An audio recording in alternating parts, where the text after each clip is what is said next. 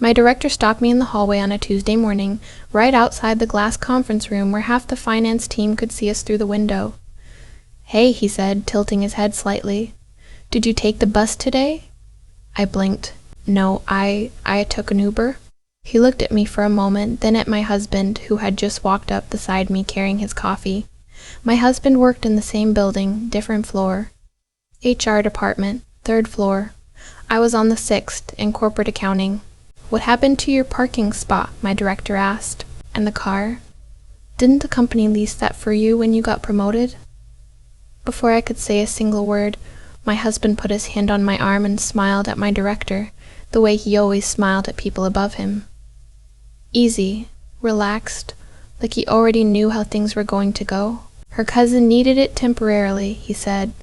"We figured it made more sense than letting it sit. She barely drives anyway." My director looked at him, then at me. I didn't say anything. I just stood there holding my laptop bag while my husband answered a question that was directed at me, about a car that was given to me, about a decision I had never agreed to. My director said, "Okay," in the tone people use when something is not okay, then he walked away. That was the moment. I didn't know it yet, but that 30-second exchange in a hallway would pull a thread so long that by the time it stopped unraveling, my entire life looked different. I should back up. My name is Simone, and I am 31 years old. I grew up in Columbus, Ohio. I have a degree in accounting, a CPA license I worked 3 years to earn, and until about 8 months ago, I had a marriage that I genuinely believed was solid. My husband, I'll call him by his first name, Kyle, and I met in our late 20s through mutual friends. He was charming and confident, and had this way of making you feel like the most interesting person in the room. We dated for 2 years, got engaged, got married. We moved to Charlotte, North Carolina for his job first. Then I found mine about a year later at a mid-sized logistics company. Different company from his, or so I thought in terms of how our professional lives would intersect.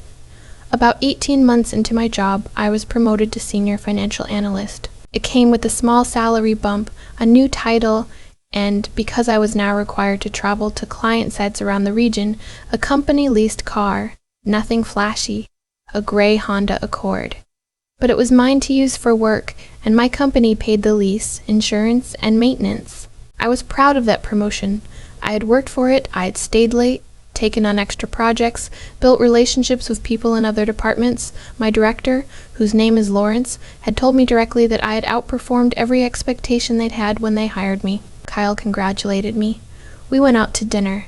He ordered a bottle of wine I'd never seen him order before because of the price. It felt good. 3 weeks later, he told me his younger sister needed a car. His sister, I'll call her by her first name, Brooke, was 24 and had recently moved to Charlotte from their hometown in Georgia. She was staying with Kyle's mother temporarily and had just started a new job. She didn't have a car. Her situation was real, and I felt genuine sympathy for it. "She just needs something for a few weeks," Kyle told me, "just until she saves enough for a down payment." I said I didn't think I could lend the company car. It was a leased vehicle under my employer's name. The insurance was through them. If anything happened. "Nothing's going to happen," Kyle said. "She's a good driver. You work 2 blocks from the office. You literally walk in most days anyway." That part was true. We lived close enough that I often walked or took the parking garage elevator when it rained. I barely used the car except for client visits, which happened maybe once every 2 weeks. "The car is company property," I said. "I don't think I'm supposed to. You're supposed to use it for work. You're not using it. So what's the difference?" I said I needed to think about it. He said I was overthinking it. I said I'd feel better checking with someone at work first. He said that was unnecessary and would just make things complicated. I did not check with anyone at work. I let Brooke take the car. I told myself it was just a few weeks. I told myself it was family. I told myself Kyle knew better than I did how these things worked. Looking back, I can see exactly where my own thinking went wrong. But at the time, I was still in the part of my marriage where I believed that avoiding conflict was the same thing as keeping the peace. Weeks turned into months. 2 months in, I asked Kyle when Brooke was getting her own car. He said she was still saving. I said I needed it back for a client trip the following Thursday. He arranged for her to drop it off Wednesday night. She did. I used it Thursday. Friday, it was gone again. I didn't say anything. I felt strange about it, a tightness in my chest that I couldn't name clearly, but I didn't push. Whenever I brought it up, Kyle had asked me why I was being difficult, why I couldn't just be supportive of his family, why I was so focused on a car when his sister was trying to get her life together. "Is the car more important to you than my family?" he asked once. I said no. I meant it, but I also knew that wasn't really what I was asking about. I was asking about being consulted, being considered, being treated like a person whose opinion about her own professional property had some weight. But I didn't know how to say that yet. I just swallowed it. There were other things, too. Things I noticed but didn't connect until much later. My direct deposit went into our joint checking account. That had seemed normal when we set it up. We were married, we were building a life together. Of course we shared finances, but somewhere along the way Kyle had started moving money from the joint account into a separate savings account that he told me was our emergency fund. I could see it in the transfers, but I couldn't access the savings account directly. He managed it, he said. He was good with numbers. I was a senior financial analyst. I was objectively good with numbers. But somehow in my own household, I had agreed to be the person who did not manage the money. There was also the question of my paid time off. I had 20 days of vacation per year, and I had used exactly 4 of them in 2 years. I couldn't figure out why. I was careful about scheduling. I submitted requests, but somehow things kept coming up. A project that needed me, a deadline that moved, a request from Lawrence that I didn't feel I could say no to. It wasn't until later that I found out those projects weren't always coming from Lawrence. Back to that Tuesday morning in the hallway, after the conversation with Lawrence, I went to my desk and sat down and stared at my screen for about 10 minutes without doing anything. Something about the way he had said okay was staying with me. It was too careful. At 11:30, Lawrence stopped by my desk. "Can we talk in my office for a minute?" I followed him. He closed the door, which he didn't always do. He asked me to explain the situation with the car. Not in a hostile way. Lawrence was never hostile. He was methodical. He asked the way someone asks when they have already thought carefully about what they want to understand. I told him the truth. I told him Kyle's sister needed a car. I told him it had been a few weeks, then more than a few weeks. I told him I knew I probably should have said something sooner. Lawrence was quiet for a moment. Then he said, "Simone, the car isn't just a car. It's listed as a company asset under your name. The insurance on it specifies authorized drivers in a business use capacity. If Brooke had gotten into an accident, even a minor one, the company could have faced liability, and you could have faced termination." I felt cold. "I need to put this through fleet compliance," he said. "I want you to know I'm not approaching this as a disciplinary issue with you, but I am going to have to document it, and I'll need to pull the records." I nodded. My throat was tight. "There's something else," Lawrence said. He seemed to choose his next words carefully.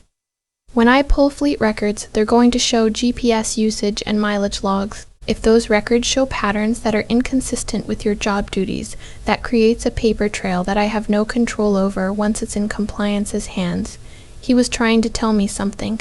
He was being as direct as he could without being inappropriate. I went back to my desk and pulled up my company email. I searched for every communication I had ever received about the vehicle policy. I read every word. Then I called my friend Tasha. Tasha and I had been friends since college. She was a paralegal in Charlotte, which was one of those coincidences that feels less like a coincidence the longer you know a person. I trusted her completely, and she had a way of cutting through things that I found both annoying and necessary. I told her everything. Not just the car, everything. The money transfers, the vacation days, the way Kyle answered questions directed at me, the way I felt watched and also invisible at the same time. She was quiet for a long time. Then she said, "Simone, I need you to pull your credit report." I said I would. "I said I'd do it that weekend," she said. "Not the weekend, tonight." I pulled my credit report that night after Kyle had gone to the gym. There were 3 credit cards I had not opened, Combined balance across the three, just over $19,000. The oldest account had been open for 14 months. I sat on the kitchen floor and looked at my phone for a long time. The refrigerator hummed. Outside, someone was mowing their lawn even though it was 8 in the evening. Normal sounds. Completely normal sounds happening in the middle of something that felt like the ground had opened up under me. Kyle came home 40 minutes later. He smelled like the gym and was in a good mood. He asked what I wanted to do for dinner. I said I wasn't hungry. He shrugged and made himself a sandwich. I went to the bedroom and called Tasha again. She came over the next morning while Kyle was at work. She helped me photograph the credit report pages. She helped me write down dates, account numbers, and balances in a way that was organized rather than frantic. She sat across from me at my own kitchen table and said things like, "Okay, what else?" and write that down too, until I had stopped crying and started building something I could actually use. "These accounts were opened with your social security number," she said. "Your signature on the applications, do you recognize it?" I looked at the documents she had helped me request. "No," I said. "Okay," she said. "That's important." She explained, carefully and without drama, that what I was looking at was potentially identity fraud within a marriage. She said it was not unheard of, that it happened more than most people knew, and that the first thing I needed to do was find an attorney who handled both family law and financial fraud. She had already made a list. That is the kind of friend Tasha is. I will not pretend the next few weeks were anything but brutal. I found an attorney named Miss Hargrove. She was in her 50s, unhurried, and had the kind of quiet that made you feel like she had heard everything before and was not going to be rattled by any of it. I liked her immediately. She reviewed what I brought her, the credit card accounts, the transfer history from our joint account, a log I had started keeping of incidents, dates, what was said, how it made me feel, on Tasha's advice. Mrs. Hargrove also asked me to request my HR personnel file from my company, which I had the right to do. What I found in that file was the second thing that took the floor out from under me. Twice in the past year, someone had submitted informal concerns about my availability and responsiveness to HR. Both submissions were flagged as anonymous, but the dates corresponded exactly to 2 periods when I had been under consideration for project lead positions I had been told went to other candidates because of performance concerns. My company's HR department is on the 3rd floor. Kyle worked on the 3rd floor. He had at some point discovered that I was being considered for advancement and had submitted anonymous concerns about me to prevent it. Using access he had as an HR employee to a system that was never supposed to be weaponized against a spouse. I remember sitting in Miss Hargrove's office after she explained what that documentation suggested, and feeling something I had never quite felt before. It wasn't sadness. It wasn't even anger exactly. It was clarity. Cold, flat, absolute clarity, like a room where someone has just turned all the lights on at once. Lawrence, when I came to him with what I had found, after consulting with Miss Hargrove about what I was and was not permitted to disclose to my employer, was professional and immediately escalating. "This is a serious conflict of interest violation," he said. "Using HR access to influence personnel decisions about a family member is grounds for termination at minimum." He said it without satisfaction. He said it the way someone says something difficult that is also simply true. Kyle was placed on administrative leave 3 days later, pending a formal investigation by the company's Ethics and Compliance Office. The process was not fast, and it was not dramatic. It was paperwork. It was interviews. It was exactly the kind of institutional grinding that feels insufficient when you are in the middle of it, and necessary when you look back. The divorce took 7 months. Ms. Hargrove was steady throughout all of it. The fraudulent credit card accounts were treated as marital debt attributable to Kyle, with documentation of the forged applications. The $19,000 did not become my responsibility. The emergency fund savings account, which turned out to contain just over $30,000 transferred from our joint account over 2 years, was divided as marital assets, which meant I received half. Miss Charity Hargrove argued, successfully, that given the circumstances, equitable division warranted my receiving a larger share. I will not say the exact amount, but it was more than half. The vacation days were not recoverable. Time doesn't work like money, but knowing what had happened to them gave me something I hadn't had before, I stopped blaming myself for opportunities I thought I had somehow let slip past me.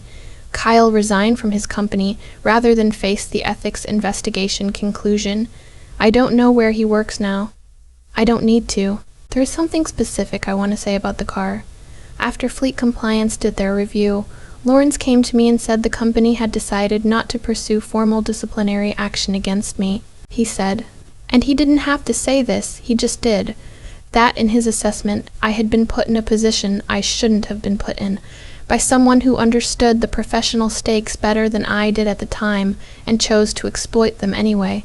I thanked him. He said, "You're good at your job, Simone. You always have been. Don't let anyone use that against you."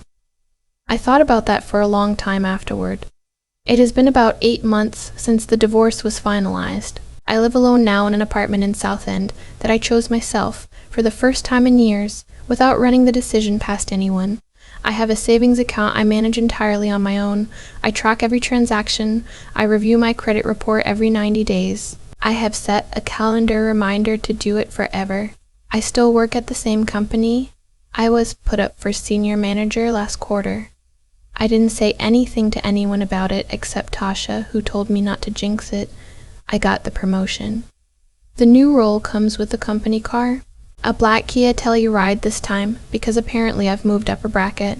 I drove it home the first day and sat in the parking garage of my apartment building for a moment before going inside.